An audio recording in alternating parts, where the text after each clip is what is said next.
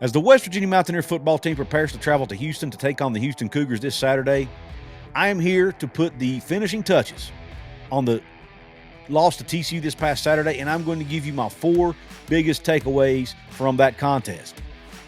We're going to be talking about all 3 phases in this video, so stick around and let's have that conversation right now. What is up, and welcome into this episode of Couz's Corner, your home for top-shelf college sports news and analysis surrounding the West Virginia Mountaineers and occasionally the Big 12. If you like objective analysis, but from a fan's point of view, I am your guy and you are in the right place. Let's go ahead and dive into the episode. Changes on the offensive line were made in this game. But when you look at the results, you look at the PFF grades, it made very little to no difference, in my opinion. We saw 2 new starters on the O-line. You saw Malik Agbo start at right tackle in place of Tykeus Crawford. We saw Donovan Haslam start at left guard in place of Walter Youngbear. Now, many may argue those are not the 2 guys. There should have been another substitution. I'm not going to argue with or for that, with or against that. But let's just go ahead and look at the performances of the guys who played, right? The team as a whole, first off, still did not run block very well. They only gained 42 yards on the ground, less than 2 yards a carry. Again, could not do anything in a run game. Yes, they threw for 300 yards, but it's hard to win football games in the Big 12 when you cannot run the football. 2 weeks in a row now, they have only run for like 42 yards as a team. That's not going to get it done, folks. Not going to get it done. Now, you could say, hey, it's because we're playing our 3rd and 4th string running backs. But when the O-line did open some holes up and open some creases, we saw the running backs gain yards. The problem is it did not occur on enough occasions. Now, some of that maybe you can credit TCU's defense for some of that. That's fair. But at the end of the day, you've got to be able to run the football, and especially when you're in 3rd and short and 4th and short situations, you only need a half a yard to a yard, and you get stopped multiple times because you can't get push. That's a major problem. Rich Rod's talked about it in his post-game press conferences, in his weekly press conferences. We have been pounding the table. I know I have. A lot of others have about, man, you've got to make changes on the O-line because you've been changing every other position. Well, they did that, and it really did not yield better results, at least not in the run game. When you look at the individual performances, though, when you look at the run blocking, we'll look at the run blocking first. Look at the two guys who they started in this game in place of the regular starters. Let's first look at Malik Agbo at right tackle. Lowest run blocking grade on the entire team at 37.3. The guy he replaced, Tykeus Crawford, on the season has a run blocking grade of 56.2. Still below average, still not good. But it's almost 20 points better than what Malik Agbo did in this game. A 37.3 run block grade is pretty hard to do.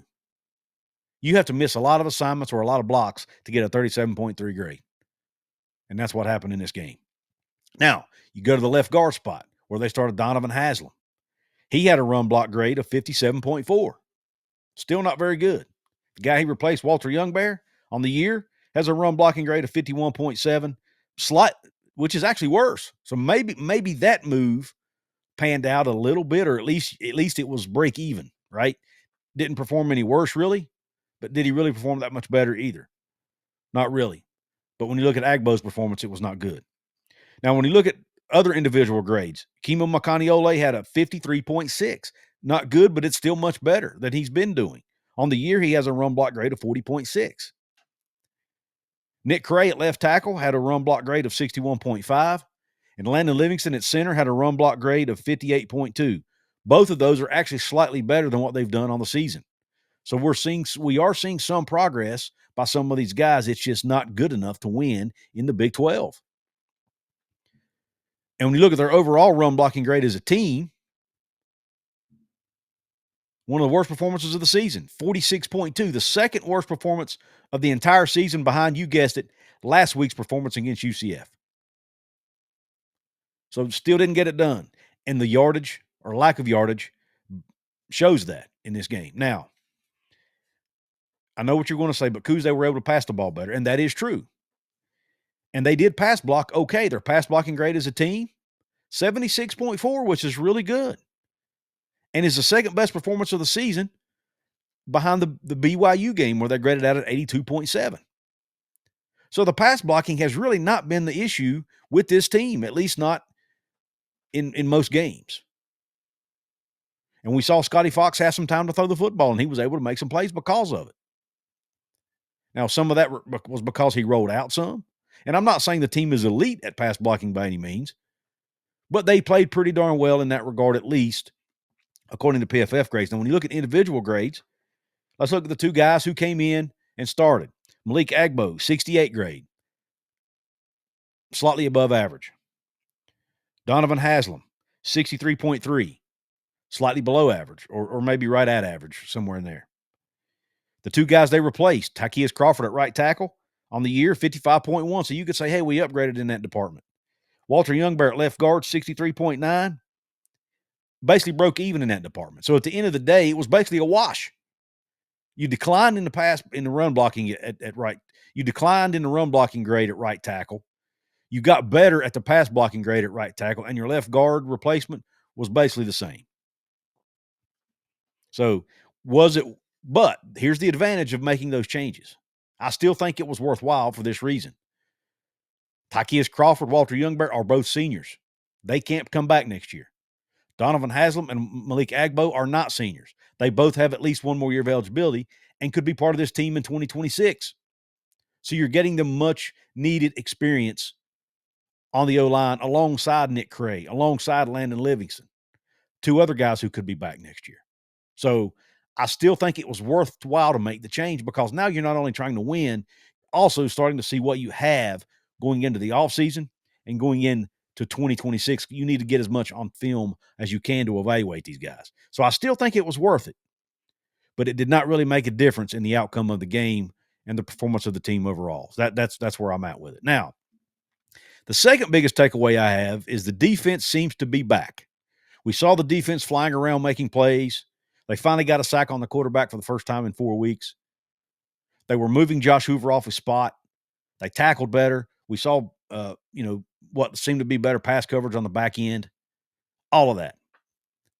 Good performance. You held a high-powered TCU offense to 23 points. A good performance overall by the defense. They played well enough to win the football game, just like they did the first 3 weeks of the season.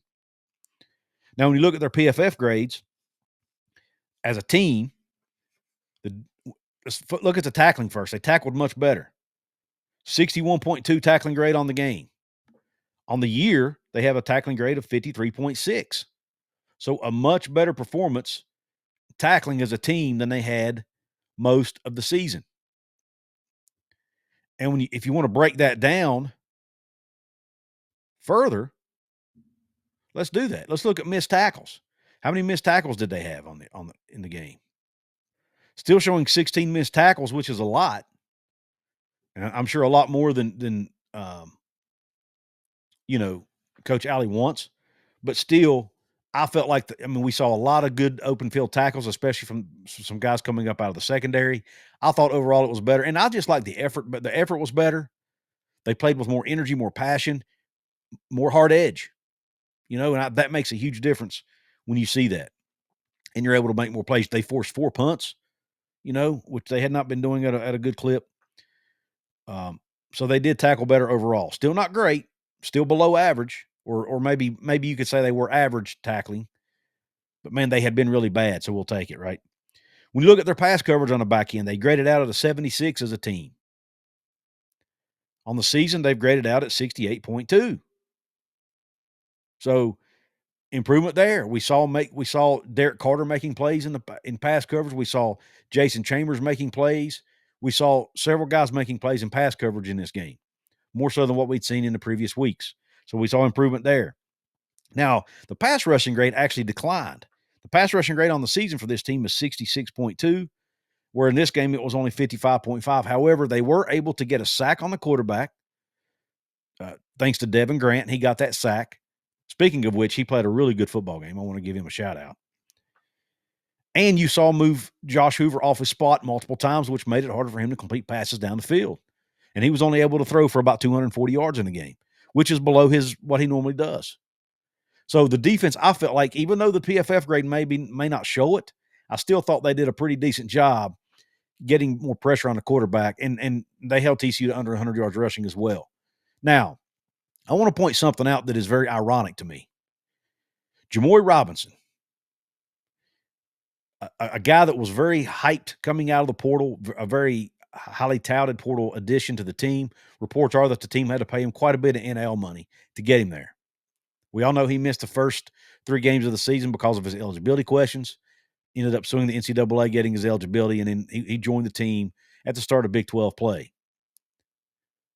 He's not played well. As a matter of fact, I heard a stat the other day that Khalil Wilkins has more tackles than Jimmori Robinson does. What's that tell you? One of your quarterbacks has more tackles than Jimmori Robinson does. Well, when you look at this game, he did not even record any snaps, at least according to Pro Football Focus, in this game against TCU. He did not record any snaps the first 3 games of the season when, oh, by the way, the defense also happened to play pretty darn good. Is it possible that the team got worse by adding Jimmori Robinson? I know that might sound crazy, but is it possible that it screwed the chemistry up of the team? Or it screwed the chemistry of the bandit room up, or the defensive end, or whatever room he was in? Is it possible that got messed up by adding him to the roster, to the team? I don't know. It's something to think about. It's speculation. I have no sources in the room. I have no sources at WVU. I don't talk to Jimmori Robinson. But I'm not huge on coincidences. You know what I mean? So take that for what it's worth. Now, before we get into the next 2 takeaways from the game, I want to pause for a minute and give a shout out to our sponsor, or one of our sponsors anyway, the fine folks over at DraftKings Sportsbook. Your season, your shot. The NFL season is rolling, and every touchdown can bring you closer to a payout with DraftKings Sportsbook, an official sports betting partner of the NFL. From first touchdown scorer to anytime TD props or the thrill of live in-game betting, every snap is loaded with opportunity. New customers, this one is for you.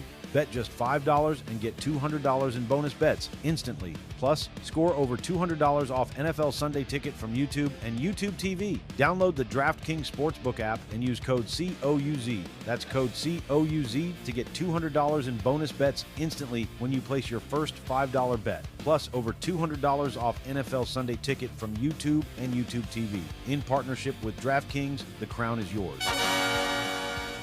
Gambling problem? Call 1-800-GAMBLER. In New York, call 877-8-HOPE-NY or text HOPE-NY 467-369. In Connecticut, help is available for problem gambling. Call 888-789-7777 or visit ccpg.org. Please play responsibly on behalf of Boot Hill Casino and Resort, Kansas. 21 plus age and eligibility varies by jurisdiction. Fees may apply in Illinois, void in Ontario. Bonus bets expire 7 days after issuance. See sportsbook.draftkings.com/promos. NFL Sunday Ticket offer for new subscribers only and auto renews until canceled. Digital games and commercial use excluded. Restrictions apply. Additional NFL Sunday Ticket terms at youtube.com/go/NFL Sunday Ticket/terms. Limited time offer. Thank you for being patient, letting me pay the bills here. Let's go ahead and jump back into the show, and let's go to the next takeaway from the game, the TCU game, and that is special teams. The special teams was really a non-factor, and you could even say it might have hurt this team. I really think special teams has been a non-factor for most of the season. We've not seen them do anything spectacular to help the team out any. They did almost recover an onside kick that they did really well on. Many people could argue that, hey, West Virginia recovered that kick and the refs didn't award it to them. That's another conversation for another day. I don't really have an opinion on that, but just overall, Oliver Straw didn't have his best day. As a matter of fact, I'm going to pull it up right now. He did not have a really he only averaged 33 yards per punt, no punts inside the 20, had 1 touchback on 3 punts.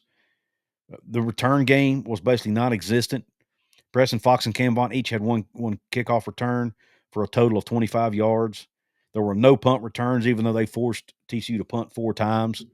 So there's just no plays being made to change a game at all in special teams. Cade Hensley did make his 1 field goal, did make his 2 extra points, so he did his part. But I mean, they've got to start doing something on special teams to impact the game, or at least help your team out with field position. They continue to get the ball deep in their own territory, and in most cases, if the defense isn't getting a turnover or a 4th down stop or something. The special teams, in my opinion, just needs to step up. Now, when you look at their PFF grades on the year, they're actually not terrible. The overall PFF grades on special teams for the year is 72.2. But in this particular game, it was only 58.9. And in a game that it was a 6-point football game. A big play on special teams could have changed the entire complexion of the football game. You could change momentum. Heck, you could even get points off of a big special teams play. So I really think special teams is an area we don't talk about it. At least I probably don't talk about it enough on this show. But I think it's an area that this team really needs to improve on and put more focus on. I don't know how I don't know if you spend more time on it at practice. Do you just need to put different guys? Do you need to put more starters on special teams? I don't know what you do to fix it. But whatever it is, the coaches need to do a better job of putting more guys in the right position to make plays or putting different guys out there. Now, I do like the fact that we hadn't seen Cam Vaughn return kicks this year, at least not that I can recall. So maybe that's something you start doing. You're putting your playmakers back there to make plays. But special teams to me needs to be more of a factor on the positive side. And so far, it's just been at best a non-factor. And at times it may have actually even hurt this football team. Now let's go to the fourth and final takeaway, and it's kind of what everybody's talking about, and that's Scotty Fox. I don't want to jump the gun here and say that Scotty Fox is the QB of the future. I think a lot of people are going down that road. I'm not going to do that. He had one great game, 300 set school records for true freshman passing yards and completions in a game, played lights out, no doubt about it. And I do think he showed us that he has a bright future and has the potential to be the QB of the future and to do great things with this program. But I think we need to slow down a little bit. It's one game. We've seen one game sample sizes before. Look how good Nico played last year against Arizona. Then he followed up the next week with a subpar performance. We saw him play great in the fourth quarter against Pitt, but at times this year early, he didn't look that good. We saw Khalil Wilkins play great, right? At times. Everybody thought he should be the next quarterback. We've got to slow down on naming starting quarterbacks or naming guys the next Pat White or whatever. Maybe I'm embellishing that, but you get my point. Just because they have one good game. We need to see them do it game in, game out, and let's face it, against better defenses. This defense they're coming up this week, Houston, top 40 in the country. I think they're 37th in the country in pass defense. One of the best defensive minds in the game coaching them in Willie Fritz. They're now ranked in the top 25 mainly because of that defense.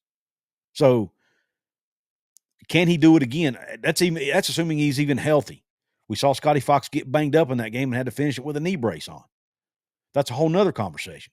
But my point is, yes, he played great.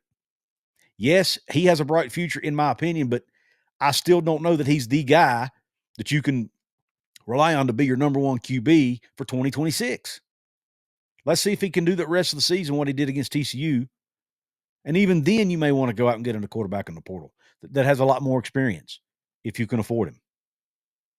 But we'll see. I'm not trying to say anything negative about Scotty Fox at all. I still, like I said, he's got a bright future. And I think that's a takeaway from that game. He has poise. He has high football IQ. All of that. He has accuracy. Has a rocket arm, quick release. But they're still having to cut the playbook. I don't want to say in half, but they're having to reduce it greatly for him because he is still a true freshman. And we have seen moments where the game seemed too fast for him. Harken back to the Pitt game where he threw 2 straight interceptions deep in their own territory. So let's pump the brakes. Let's slow down before we start naming him the next great quarterback at West Virginia. And let's see what happens the rest of the season, okay?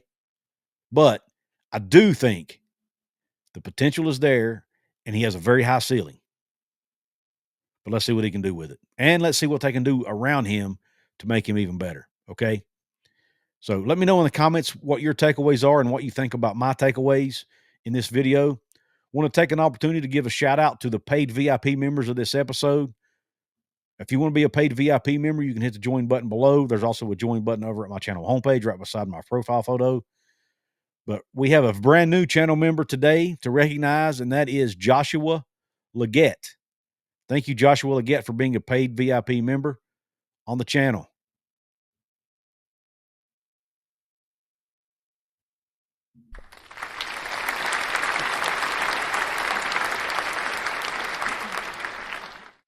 Also want to give a shout out to some other paid VIP members, some who have been with us for a little bit longer amount of time. Those are H. Bar Farkle, Morris Davis, Hellbilly, and Kenny Evans. Thank you all for being paid members here on the channel.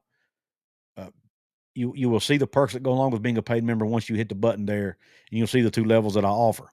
I also want to remind you, you can support this channel for free. The thumbs up button helps. The comments help. And subscribing to the channel. I'm literally just barely over 30 subscribers away from 10,000. 10,000 is a big number for us YouTubers, but I need your help to get there. If you haven't subscribed to Couz's Corner yet, please do so. It'll help me out. And please, if you have family and friends that are West Virginia Mountaineer fans and enjoy watching YouTube videos about the Mountaineers, let them know about Couz's Corner. If they may not know about me yet. I need all the subscribers I can get to help me get to 10K, but I need your help to do it. Also, you might have noticed the hat I have on my head. Yes, this is a really nice Richardson trucker cap that you can now buy over at my new merch store over at Fourth Wall. I'm going to leave a link to that merch store in the pinned comment below and in my description box. You can get yourself a nice Richardson hat. The quality is really nice. It's at a really fair price point. I think you'll like it. You can also get a t-shirt similar to the one you see right here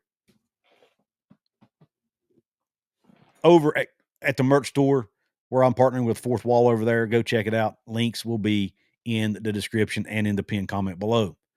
Want to give a shout out to other sponsor, Appalachia Digital, the folks who design our website over at WV Sports Chat. Thank them for helping me design. Thanks to them for designing the site. They can design you a site or level up your current site at appalachiadigital.com/Couz. Let them know I sent you. Thanks to the Rogue Sports Network for allowing me to be part of their family. I really appreciate you tuning into this episode. Hope the rest of your day's top shelf. God bless you, and Q Country Roads.